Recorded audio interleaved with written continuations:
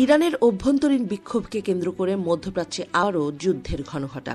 বিক্ষোভকারীদের উপর দমন পীড়ন চললে তেহরানে সামরিক হামলার প্রকাশ্য হুমকি দিয়েছেন মার্কিন প্রেসিডেন্ট ডোনাল্ড ট্রাম্প। এর প্রতিক্রিয়ায় কঠোর অবস্থান নিয়েছে তেহরান। যুক্তরাষ্ট্র কোনো হঠকারী সিদ্ধান্ত নিলে মধ্যপ্রাচ্যে থাকা মার্কিন সামরিক ঘাঁটিগুলোতে ভয়াবহ হামলা চালানো হবে বলে স্পষ্ট জানিয়ে দিয়েছে তারা।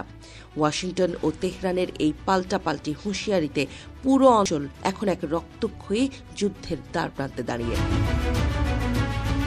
ভূ রাজনৈতিক সমীকরণ বলছে, যুক্তরাষ্ট্র যদি ইরানে হামলা চালায় তবে এই সংঘাতের সবচেয়ে বড় বলির পাঠা হতে পারে দখলদার ইসরায়েল। গত বছরের জুনে যুক্তরাষ্ট্রের সাথে যৌথভাবে ইরানে হামলা চালিয়েছিল ইসরায়েল, যা তেহরানের মনে গভীর ক্ষোভের জন্ম দিয়েছে। সামরিক বিশ্লেষকদের মতে, যুক্তরাষ্ট্রকে সরাসরি আঘাত করার আগে ইরান তাদের মিসাইল ভান্ডারের লক্ষ্যবস্তু হিসেবে ইসরায়েলকেই বেছে নেবে। ইসরায়েল